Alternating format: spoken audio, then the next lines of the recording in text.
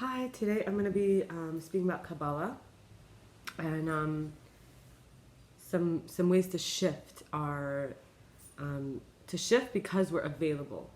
So Kabbalah means something comes in. Available means I'm able to be availed of or to avail, and obviously with our intentions, whatever we have available can then become accessible.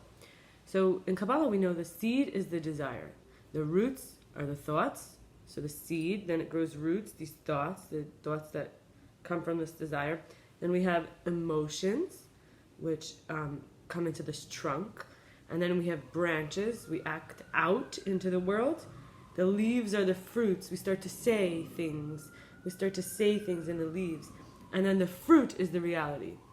So manifesting potential energy as positive is because all Genesis comes from intentions.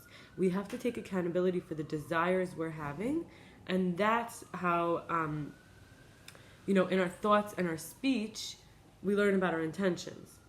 So the thought is the neshama, the soul.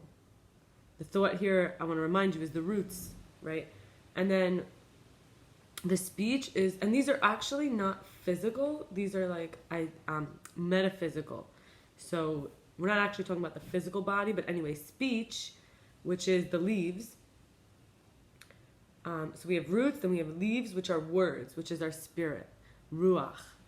And then we have action, which is the branches, and this is our nefesh. So our souls, roots, which are our thoughts, come through our actions into our speech. So our thought, speech, and action, right?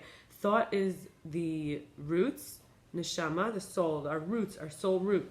Then speech, and then we have actions. We act based on our neshama, right? That's the nefesh, and that would be the branches. So we have our actions match our roots, and from that place of acting out, like the reciprocal of the roots is the branches. That's where the leaves can burst out, and that's where we have speech, which is ruach, which is spirit. That's where we would say, I get inspired, such inspiring words. I feel moved, I feel touched, right? That's these leaves. And leaves fall, and it's like we have seasons of leaves. So this is really beautiful. Now, if our desire is to achieve holiness in this physical world, I'll bring that through me from above as an injection of holiness. So it's like an injecting into the world holiness. It comes through me, right? Because my desire, which is the seed, this injection can have a seed. At conception, if love and unity, then the intention will draw down a holy soul into the world. So this is even true for actual physical human. Pure intentions proactively focused on receiving to share the light will bring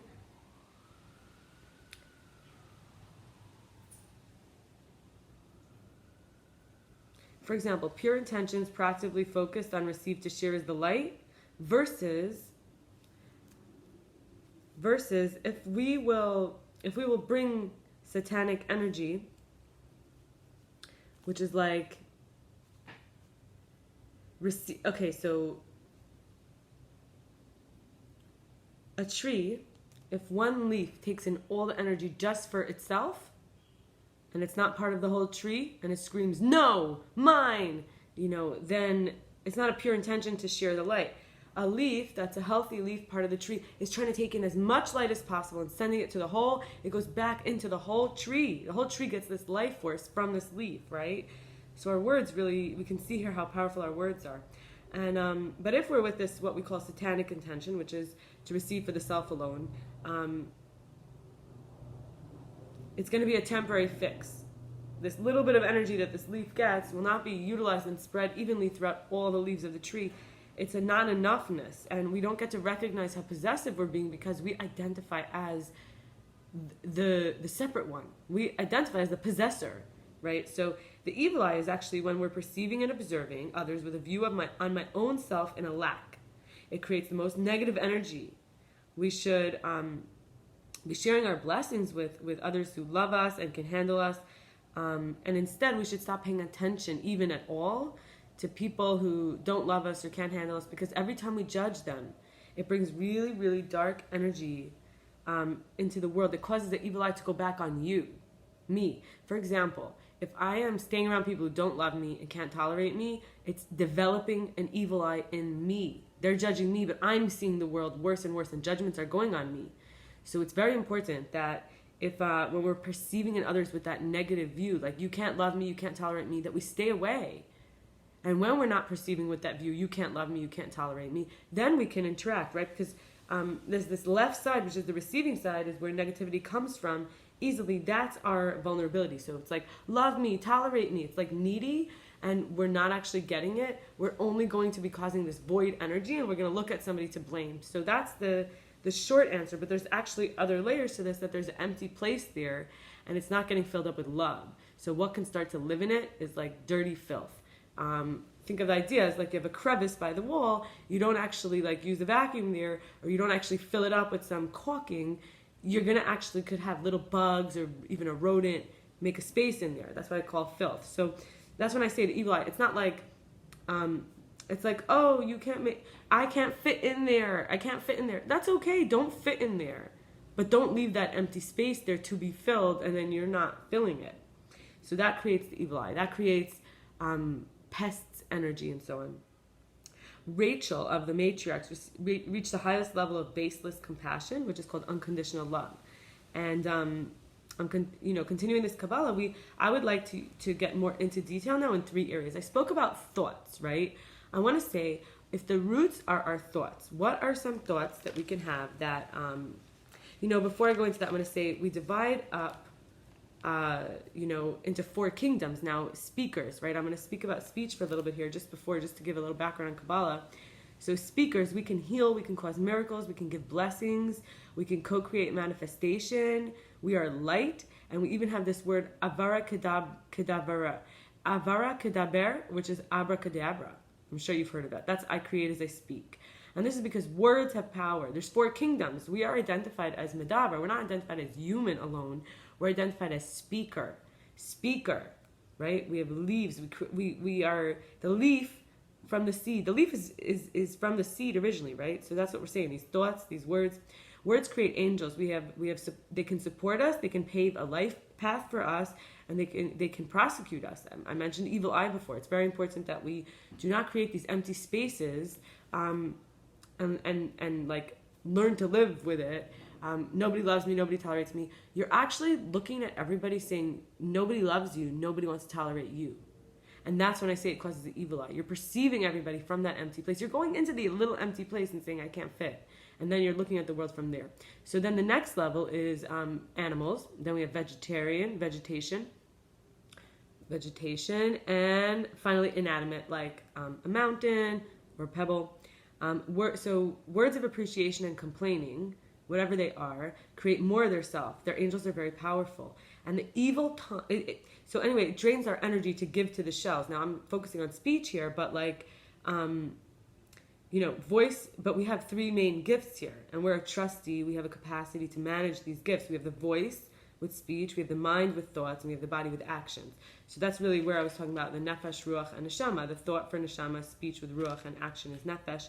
So we have evil tongue here I'm talking about, which is to make excuses, lies, false flattery, telling people toxic things, empty promises or commitments, talking when we're just trying to fill the silence, gossip, the should or you must or I have to statements, denying what's real, wishing bad, and obviously obscenities or curses.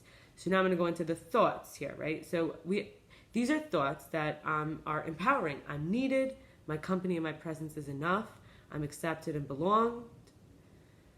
I'm wanted and welcomed. I have something to offer.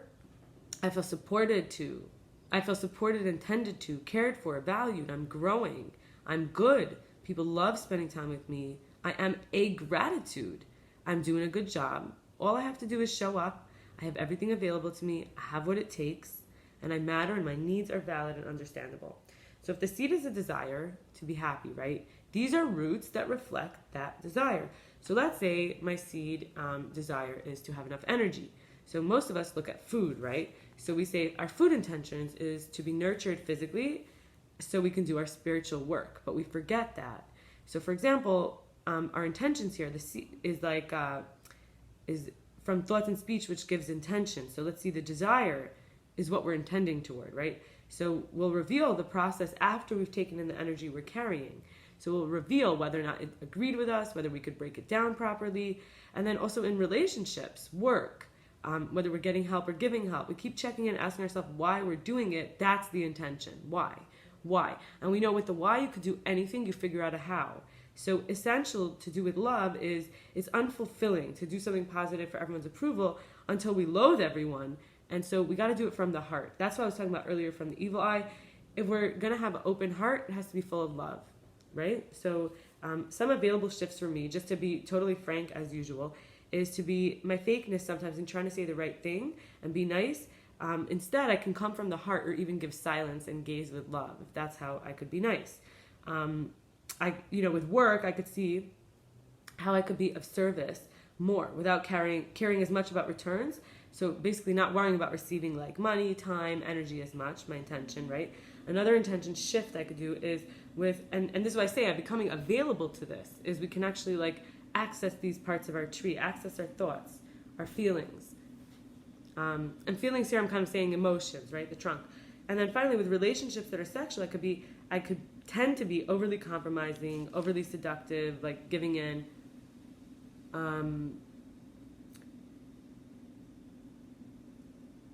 The biggest shift, sorry, I almost thought I was going to sneeze. The biggest shift for me there would be to find other ways to be sensual and affectionate together if I'm not in the mood. And so I hope that was interesting for you, and that we can make available shifts in our intentions. Thank you for spending time with me. I won't make a video tomorrow because it's a Sabbath. Wish you a beautiful weekend.